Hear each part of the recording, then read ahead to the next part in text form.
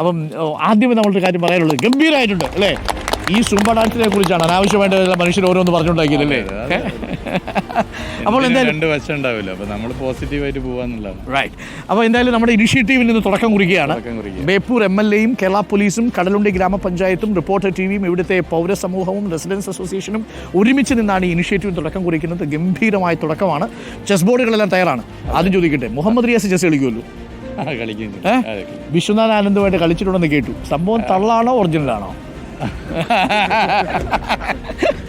അങ്ങനെ പറയുമ്പോൾ വിശ്വനാഥ് ആനന്ദുമായിട്ട് മുഹമ്മദ് റിയാസ് കളിച്ചത് കണ്ടിട്ടില്ലല്ലോ എന്നായിരിക്കും. ഞാൻ ഇതുവരെ പറഞ്ഞിട്ടില്ല. അത് അന്ന് 40 പേരെ തിരഞ്ഞെടുത്തിരുന്നു. ഞാൻ 7ാം ക്ലാസ് പഠിക്കുമ്പോൾ അന്ന് സംസ്ഥാന B ചെസ് മത്സരത്തിൽ ജേതാവായിരുന്നു. അപ്പം അന്ന് 15 വയസ്സിൻ്റെ താഴെയുള്ള 40 പേരെ വിശ്വനാഥ് ആനന്ദ് കോഴിക്കോട് വന്നപ്പോൾ കളിക്കാൻ വേണ്ടി തിരഞ്ഞെടുത്തു. അതിലൊരാൾ ഞാനും ഉണ്ടായിരുന്നു. അന്ന് റെയിൽവേ സ്റ്റേഷനിൽ ചെറിയ കുട്ടികൾ നമ്മളെല്ലാവരും വിശ്വനാഥ് ആനന്ദിനെ സ്വീകരിച്ച് അവിടെ ഇൻഡോർ സ്റ്റേഡിയത്തിലായിരുന്നു. അപ്പോൾ 40 ബോർഡുകൾ ഇങ്ങനെ വെക്കും റൗണ്ടായിട്ട്. ഒരു നീക്കം ആനന്ദ് നടത്തും, എന്നിട്ട് അടുത്ത ആളെ നീക്കം നടത്തും. അങ്ങനെയാണ് 40 ആളോട് ഒരുമിച്ച് കളിക്കും. എനിക്കൊന്ന് ഈ ഐഡിയ അവിടെ നിന്ന് വന്നായിരിക്കും.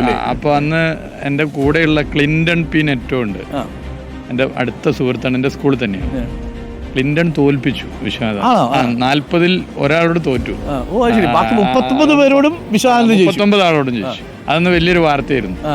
ഞാനൊക്കെ ഒരു 10-30 നീക്കം പിടിച്ചിരുന്നു. അത്രയാണ്, അതൊരു വലിയ അനുഭവമായിരുന്നു. അതിന്റെ ഒരു ഇൻസ്പിറേഷൻ കൂടി ഇവിടെ ഉണ്ട് അല്ലേ? അല്ല, ചെസ് എന്ന് പറഞ്ഞാൽ നമ്മളതൊരു ഗെയിം മാത്രമായിട്ട് എടുക്കരുത്. നമ്മളെ ജീവിതത്തിൽ, നമ്മുടെ വ്യക്തിത്വത്തിലൊക്കെ വലിയ നിലയിലേക്കുള്ള മാറ്റങ്ങൾക്ക് കാരണമാകുന്നതാണ്.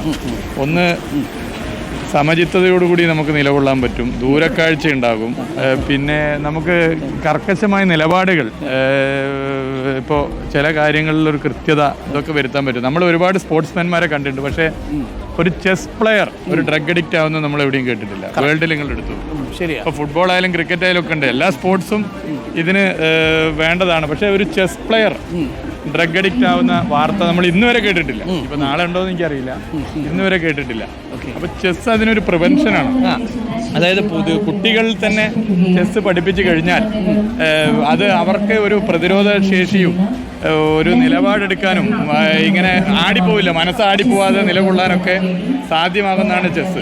Very good. ആ നിലയിലാണ് ലഹരിക്കെതിരെയുള്ള പല ക്യാമ്പയിനുകളിൽ ഒരു ക്യാമ്പയിൻ എന്നുള്ള ഒരു ഗ്രാമത്തെ ഒരു ചെസ് ഗ്രാമമാക്കുക. അതിനാണ് ഈ ഇനിഷ്യേറ്റീവ് താല്പര്യമുള്ള എല്ലാ ഗ്രാമപഞ്ചായത്തുകളും ഏറ്റെടുക്കേണ്ടതാണ് എന്ന് നമുക്കിവിടെ തോന്നുന്നു. കാരണം കേരള പോലീസിന് ഇനിഷ്യേറ്റീവ് ഉണ്ട്. നമ്മളിത് എങ്ങനെ തുടർന്ന് കൊണ്ടുപോയി? ഇന്നിപ്പോൾ ഈ പരിപാടി കൂടി ഇവിടെ അവസാനിക്കുകയല്ലോ. അല്ലല്ല, ഇതൊരു തുടക്കം മാത്രം, സ്റ്റാർട്ടിംഗ് ആണ്. നമ്മളെല്ലാവരും ഇനിയും ഒന്നിച്ച് പോകണം. ഇപ്പോൾ നമ്മൾ സ്കൂളുകളിൽ ചെസ് ബോർഡ് കൊടുക്കുന്നു, ക്ലബ്ബുകളിൽ ചെസ് ബോർഡ് കൊടുക്കുന്നു, റെസിഡൻസ് അസോസിയേഷനുമായി സഹകരിക്കുന്നു, പോലീസും നമ്മളെല്ലാവരും, നിങ്ങളും ഒക്കെ നമ്മളെല്ലാവരും കൂടി കുട്ടികളിൽ ചെസ്സ് പഠിപ്പിക്കുന്നു, ചെസ് ടൂർണമെൻറ്റുകൾ നടത്തുന്നു. അങ്ങനെ ഒരു ഗ്രാമത്തെ ഒരു ചെസ് സാക്ഷരതയുള്ള ഗ്രാമമാക്കി മാറ്റുന്നു. ഭാവിയിൽ ഒരുവിധം എല്ലായിടത്തും ചെസ്സ് കളിക്കുന്ന ആളുകളുണ്ട്. ഇതിന് പ്രായം പ്രശ്നമല്ല.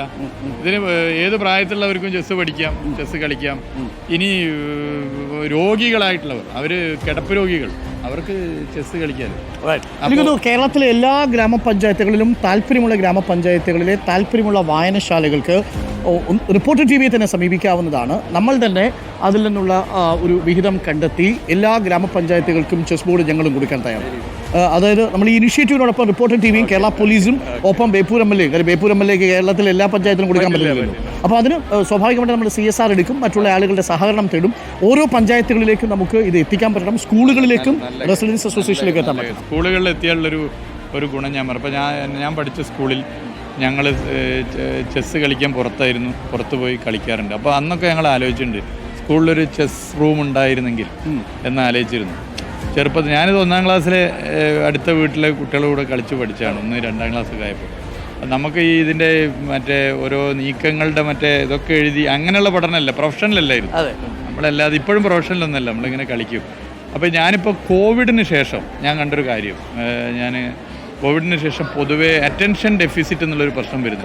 നമുക്കൊന്നിൽ ശ്രദ്ധ ചെലുത്താൻ അധിക സമയം പറ്റുന്നില്ല. അപ്പോൾ റീൽസും ഷോർട്സും ഉള്ള ആളുകൾ നീണ്ടൊരു പ്രസംഗമോ പരിപാടിയോ തന്നെ കാണുന്നില്ല, ഷോർട്സ് റീൽസൊക്കെ അല്ലേ.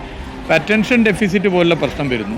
ചിലത് പഴയ കാര്യം ഓർമ്മ ഉണ്ടാവും, ഒരാഴ്ച മുമ്പത്തെ ഓർമ്മ ഉണ്ടാവില്ല. ഞാനിപ്പോൾ ഒരു 1.5 മാസമായിട്ടൊരു മെൻ്റൽ എക്സസൈസ് മൊബൈലിൽ ചെസ്സ് ഇതാക്കി വെച്ച് എല്ലാ ദിവസവും 2-3 കളി കളിക്കുന്നുണ്ട്. ഒരു സംശയമില്ലാതെ എനിക്ക് പറയാൻ പറ്റും നമ്മുടെ മെമ്മറി ഡെവലപ്പ് ചെയ്യാൻ അതിന് സാധ്യമാകുന്നു. യെസ്, അപ്പോൾ വളരെ പോസിറ്റീവായിട്ടുള്ള ഈ സംരംഭത്തിന് റിപ്പോർട്ടർ ടിവിയുടെ എല്ലാവിധ പിന്തുണയും ഉണ്ട്. നമ്മളിനി ചടങ്ങുകളുണ്ട്, ചടങ്ങുകൾ ആ ഭാഗത്ത് നടക്കും. അതിനുശേഷം നമുക്കൊരു കളി കളിക്കണം. അപ്പോൾ കളിക്കാൻ വേണ്ടി തിരിച്ചു വരും. അപ്പം ചടങ്ങുകൾ നടക്കട്ടെ. Thank you, all the best. ഞാൻ മടങ്ങി വരും. Thank you. ഓക്കെ, അപ്പോൾ ഉഷാറാവട്ടെ. അപ്പോൾ നമുക്ക് ഈ ബോർഡുകളൊന്ന് കാണാം. ഈ ബോർഡുകൾ കാണുമ്പോൾ ഒരു നൊസ്റ്റാൾജിയ. ചെസ് കളിക്കുമോ? ഇല്ല. കളിക്കണം ഇന്ന് മുതൽ.